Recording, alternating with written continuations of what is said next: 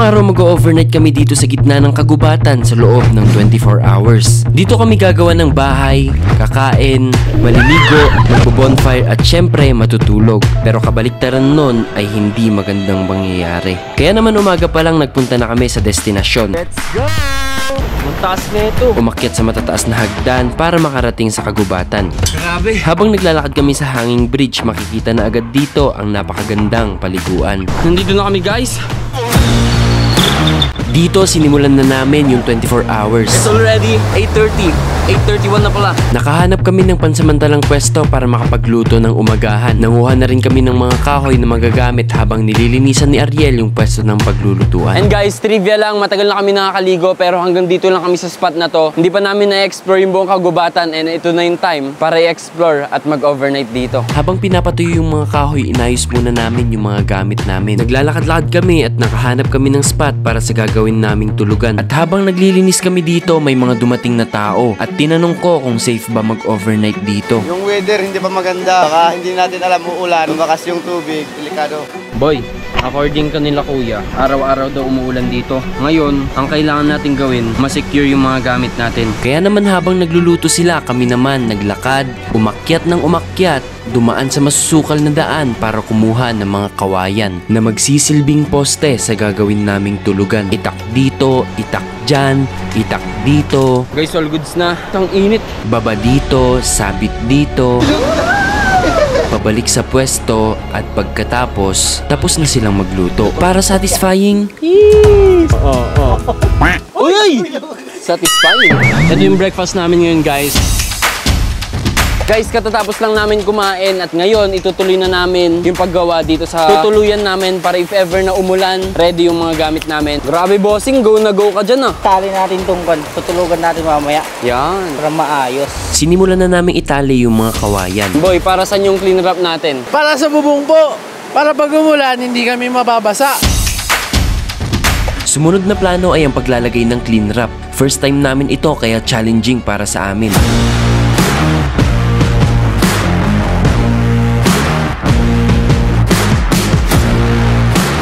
Pagkalipas ng 40 minutes, Guys, medyo 30% pa lang itong nagagawa namin. kaya naman nagpatuloy lang kami sa paggawa. Tali dito, gawa dito, clean wrap dito. At pagpunta namin sa mga gamit, nagulat na lang kami dahil sobrang dami na palang tao dito. Mas binilisan pa namin yung paggawa para mailipat na rin namin yung mga gamit namin. At habang nagpapahinga, nakilala namin dito si Edwin at si Kurt. Nabanggit nila na may magandang falls na makikita sa bandang taas ng bundok. Guys, sasamahan kami nila Kurt dun daw sa falls, sa taas pa. Pwede rin dito, boy. Try mo nga. Pwede na yan. 1, 2, 3, go! Dumaan sa mga bato, delikado yung daan, maraming aakyatin. Grabe to. Laki ng bato. Isang pagkakamali mo lang, mahulog ka na. Worth it yung pagod pag ito yung madadatnan mo.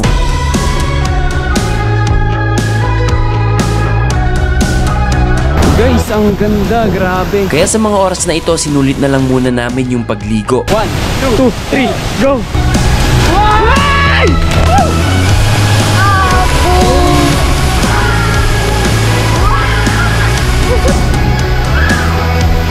Pagkatapos lumangoy kami para makapunta sa loob ng falls. Laking gulat namin na ganito pala sa loob neto. In-enjoy muna namin yung mga oras na nandito kami kasi mamaya maglilipat na kami ng mga gamit. Pagkatapos maligo, bumaba kami ng bumaba, dumaan dito at nakita namin yung itsura ng hinuhuli nila. Ito yung bunog na tinatawag nila. At pagkabalik namin, nagpasalamat ulit kami kay Edwin at kay Kurt. Nagtataka kayo kung bakit wala si Adrian. Sinundo niya kasi yung tropa na gustong sumama dito sa bundok at pinakita namin sa kanya yung nagawa naming bahay. Wow!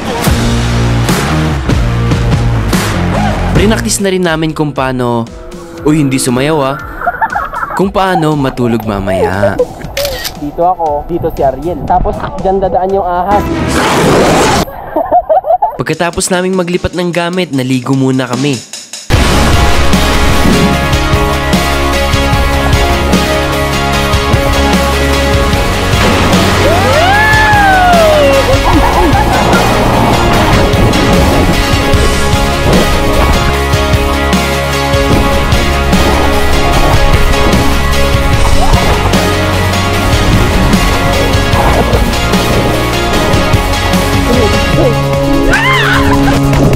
Tapos na kami gumawa ng satisfying video, guys.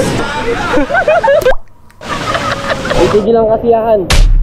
Maambon na. Tara, safety gamit. Guys, ito yung isang kinakatakutan namin. Yung pag-ulan. Umaambon na at kailangan naming ayusin yung mga gamit namin. Kasabay nito ang biglaang pagpapaalam ng kasamahan namin. Eto na, ang pinaka-downside bukod sa didilim na. Uulan pa. Iiwan pa tayo nung dalawa. Kasi guys, si Adrian at saka si Jason, kailangan nilang umuwi. Siya may work and siya may kailangan gawin. Good luck sa inyo. Sana hindi kayo mamatay. Ingat kayo dito palagi. Uulan na.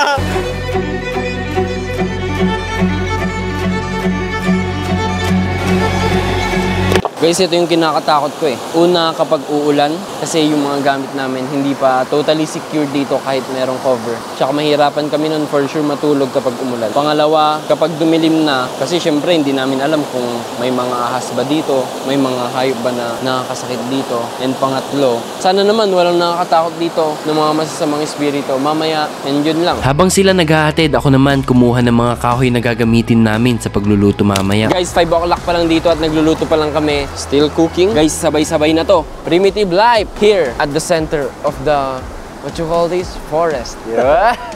Habang hinihintay na maluto lahat, sinecure muna namin yung mga gamit namin. Naligo na rin kami dito sa tapat at pagkatapos 6:30 ng gabi kumain na kami hanggang sa dumilim na. Pagkatapos mag-bonfire, pumwesto na kami sa aming tutulugan. Yan si Ariel. Tapos andito si MJ. Guys, ito yung itsura ng ceiling namin sa gabi. At habang nakahiga kami, may napansin kaming kakaiba. Kaya napabangon ako. May nagiilaw sa amin galing sa malayo eh. At pagkahiga ko, Umambon na? ganito na lang yung naging reaction ko kasi alam kong mahihirapan kami neto. Tinakpan ko muna yung mga gamit namin. At sa mga oras na ito, Napapasukan tayo, boss. kung maririnig nyo sobrang lakas ng ulan at sa hindi inaasahan, bigla na lang kami nagkakaganito. Time check, 8:30. Babasa kami dito. Nababasa kami habang tumatagal at pati yung tutulugan namin basa na rin. Ang daming tumutulo dyan. Halos lahat na ng gamit namin dito basa. Crazy happening in this world right now, guys. 9:39 na at tumigil naman na yung ulan. Pero ang kailangan namin gawin dito is pagpagin tong mga to. Kasi konting galaw mo lang dyan, ang daming tutulo. Madaming tutulo, guys. Yan o. Madami pa kaming kailangan pagpagin dito. Nag-set up ulit, nagpagpag at pinilit naming matulog kahit medyo basa kami. Sa buong araw na nandito kami, nag-enjoy, nagkaroon ng teamwork, nagkaroon ng mga kaibigan, nalungkot, nagkaproblema, pero higit sa lahat, natuto na kailangan protektahan natin kung ano yung lugar na kinagagalawan natin. Tulad na lang dito sa gitna ng kagubatan, let us preserve it. Nang sa ganon, marami pang henerasyon ang makakita ng kagandahan nito. And always remember, your future is created by what you do today.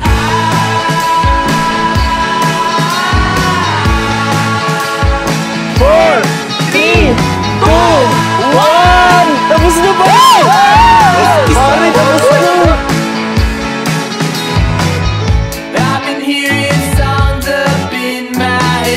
Huwag nyo kakalimutan mag-subscribe, i-share, at i-follow nyo to, guys. At i-comment nyo kung saan pa yung mga gusto nyong pag-overnightan namin, ganun. Bye!